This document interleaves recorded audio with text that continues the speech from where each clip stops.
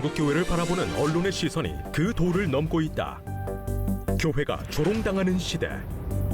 시청률 올리기에 급급한 왜곡된 방송 환경이 기독교 죽이기를 만들고 있다는 지적도 나오고 있는데, 한국 언론의 기독교 왜곡, 그 실태를 짚어보자.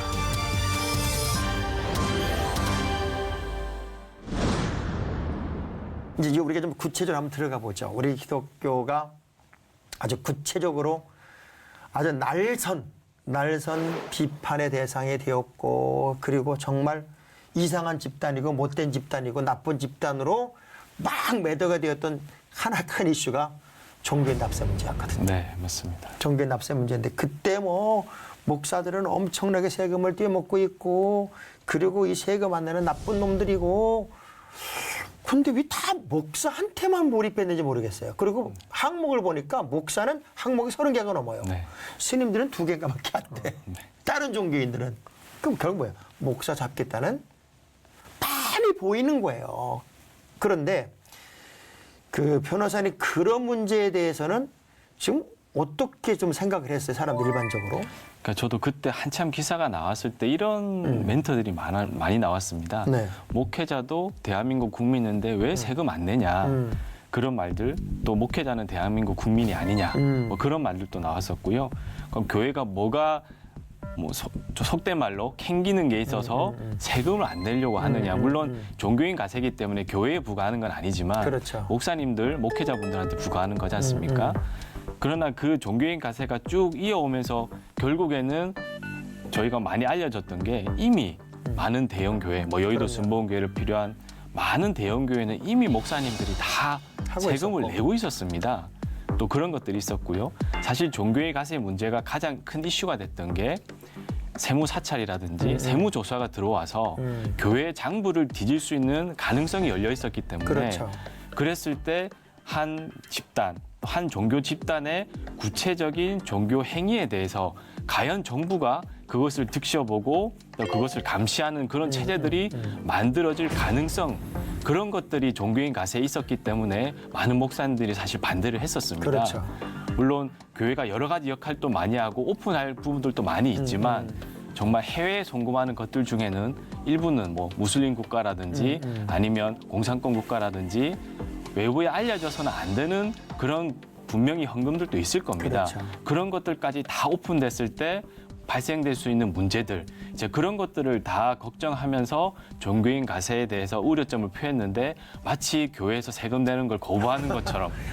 아니, 지금 가만히 보면 교회나 종교단체에서 사회에 기부하는 거, 또 목사님들이 받는 사례에 비해서 헌금하는 거, 이런 것들을 계산해 보면 사실은 지금 뭐 대형교회 뭐 큰 교회 목사는 부자다, 뭐 이런 얘기 참 많이 있는데, 이렇게 이해하는 것 같아요. 큰 교회 목사는 그 헌금 다 목사가 갖는 줄 알아요.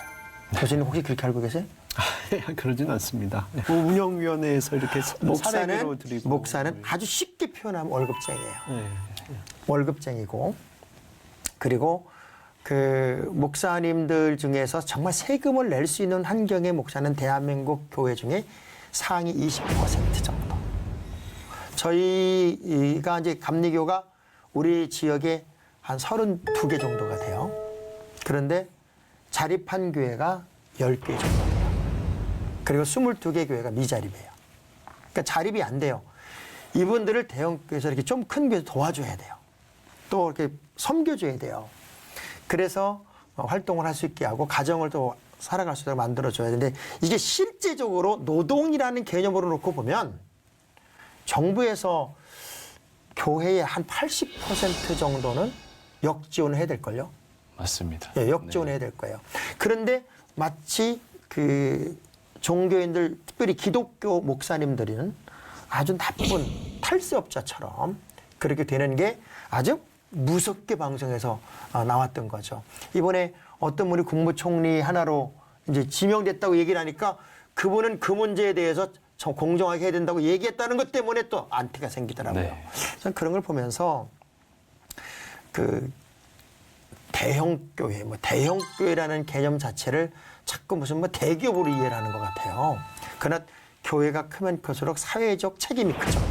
그래서 그 사회적 책임을 잘 감당하고 있음에도 불구하고 그냥 부정적인 것만 부각시키려는 그 이유가 뭘까? 교수님, 학교가 점점 커지면 큰 학교는 나쁘다.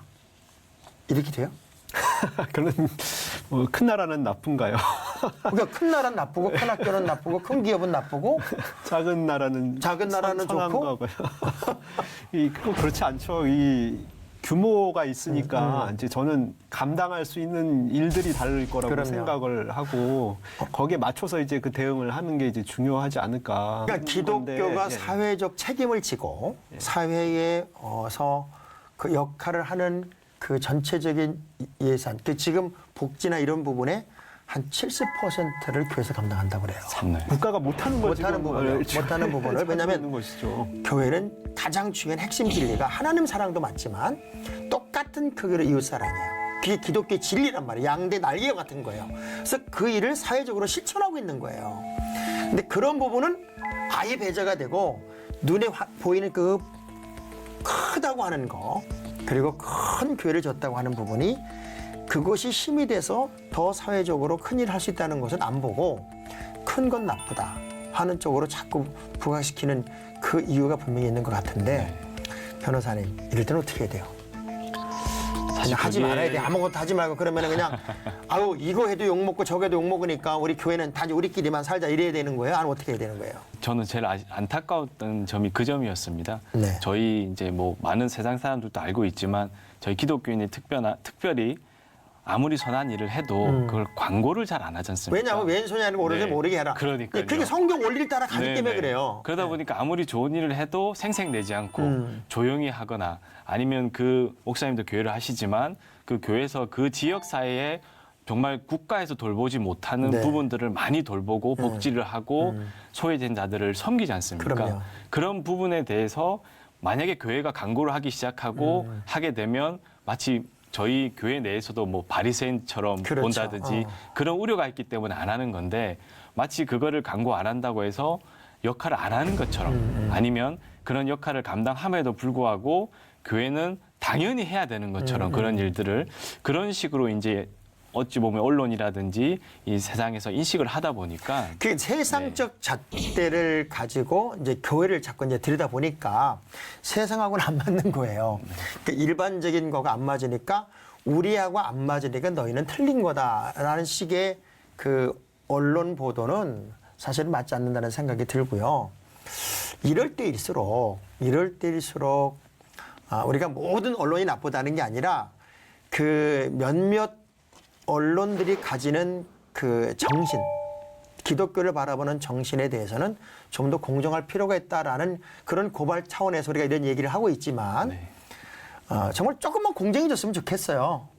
아니면 종교적인 분포도 뭐 제가 2010년도부터 이렇게 기독교에 대한 공격이 시작이 강하게 됐더라고요. 그때부터 그 쭉 보니까 그 교회에 대한 모든 종교 집단에 대한 좋은 이야기가 이제 그때 기독교가 제일 많았었어요. 근데 4년쯤 지나니까 기독교가 쭉 들어가고 실제적으로 다른 종교가 자꾸 부각이 되는 거예요. 그러면서 이게 어느 시점부터는 교회에 대한 부정적 이미지를 의도적으로 퍼뜨리고 있는 건 아닐까. 그러다 보니 이제 점점 보이지 않는 저항 세력처럼 또 싸워서 교회를 죽여야 되는 세상이 된 것 같은 그런 언론 활동을 보면서 마음이 아픈데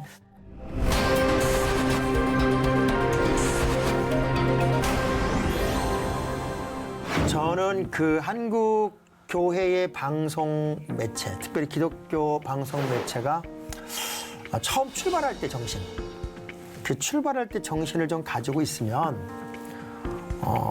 앞으로도 영향력을 분명히 행사할 수 있을 거라고 생각을 해요. 왜냐하면 우리가 소리 지르지 않으면 돌들이 소리 지른다는 말씀이 지금의 현상인 것 같아요.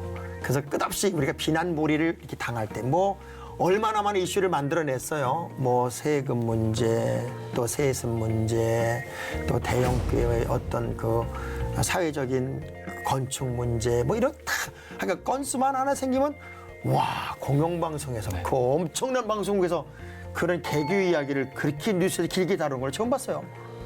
그런 것들이 실제적으로 그러면 이쪽 교회들의 입장은 어떤 건지에 대해서 우리가 두려워하지 말고 이쪽 이야기를 좀 이렇게 쭉 방송해 주면 좋을 것 같은데 좀 무서워하는 것 같아요. 네, 맞습니다. 그러니까 어찌 보면 교회에서의 그런 역할들이 있고 또 말씀하신 것처럼 교회의 부정적인 면에 대해서 이미 컨셉을 잡고 프레임을 걸기 위해서 본인들이 방송에 기획을 하고 구성을 했는데 그렇죠. 만약에 그에 반대되는 의견들이 더 설득력 있는 의견들이 나와버린다면 또 방송사에서는 그런 기획 의도하고 달라지다 보니까 그렇죠. 오히려 그런 말들을 방송 안 함으로써 들었음에도 불구하고 방송 안 함으로써 교회에 대한 올바른 인식을 못 하게끔 하는 좀 그러한 역할들을 지금 일반 언론들이 하는 게 아닌가. 이제 앞으로 우리 이제 총소가 맞물려서 또 그 많은 현상들이 나타나고 또 기독교 언론들이 해야 할 일이 충분히 있다고 생각하는데 이 정치적인 의미와 기독교 방송들 또 우리 언론들이 해야 할 일은 어떤 것 같아요? 기독교 방송 특별히. 저는 꼭 주자고 이제 요청드리고 싶은 부분이요. 물론 저희가 기독교가 이 사회의 빛과 소금의 역할을 해야 되는 게 맞습니다. 네. 그리고 그 빛과 소금의 역할이라는 게 우리만 잘하자 이게 아니라 현 정부에서라든지 정책이라든지 이런 것들이 그렇죠. 반기독교적으로 흐른다든지 이 사회와 윤리에 정말 안 좋은 면으로 흘러간다면 그거만큼은 세상 사람들이 못하는 일이기 때문에 그럼요. 기독교 방송에서 또 기독교 언론에서 잘못된 점을 지적해주고 이러한 정부의 정책은 정말 하나님의 뜻에 거스르는 것 같다. 성경 말씀에 반한다. 사실 성경의 말씀에 반한다는 게 기독교인뿐만 아니라 일반 사람들이 봤을 때는 윤리 도덕에 반하는 문제일 수도 있습니다. 그렇죠. 그리고 또 아주 어찌 보면 우리가 지켜야 될 전통, 또 가치관, 윤리 이런 것들이 분명히 있기 때문에 그런 것들을 기독교 언론에서 먼저 잘못을 지적해주는 그런 프로그램들이 좀 많이 만들어져야 저는 되지 않을까. 이런 그림을 좀 그려봤어요. 뭐냐면 어쨌든 많은 이제 그 총선에 나오는 후보자들이 있을 거 아닙니까? 우리 기독교 언론은 이분은 차별금지법 찬성자, 반대자. 이 정도는 우리 교인들에게 알려줘야 될 것 같아요.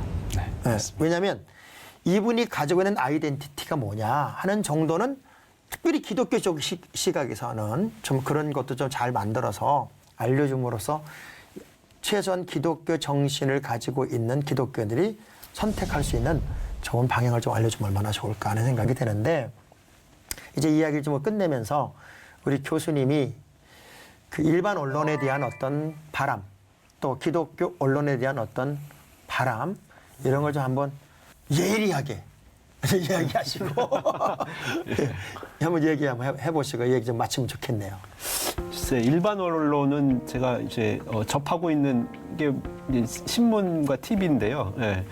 근데 일반 언론은 뭐랄까 이제 저는 이렇게 뭐 관점이 항상 없을 수 없다고 생각해요. 그런데 관점은 사람들이 그거 뭐 이렇게 뭐 관점 따라서 그 언론을 선택하기도 하겠지만, 그러니까 기본 사실을 정확하게 양쪽 입장을 어느 정도 제시한 다음에 그 다음에 이제 평을 하면 네. 그 사람들이 그거 보고서 알아서 그럼요. 선택하는 선택은 것이지. 우리가 하는 거니까. 그 사람들을 자꾸 어떻게 좀 해보려는 것처럼 한쪽 사실을 안 하거나 이제 상당 부분 수정해서 이제 아주 조금 놓고. 그렇죠. 예, 그래서 이렇게 보면은 이제 뭐 어떻게 봐도 이제 다 신문사 의견 같이 이제 가버리는 그렇죠. 그런 거는 좀 문제가. 그게 안 좋은 것 같아요. 신문사든 방송국이든 국민들이 볼 때는 딱 정해졌잖아요. 저기는 좌 성향, 저기는 우 성향 이렇게 정해져 있는 사람들이 보내는 모든 이야기는 반대적 입장에서는 거짓말 이렇게 된단 말이에요. 그러니까 사실 방송국은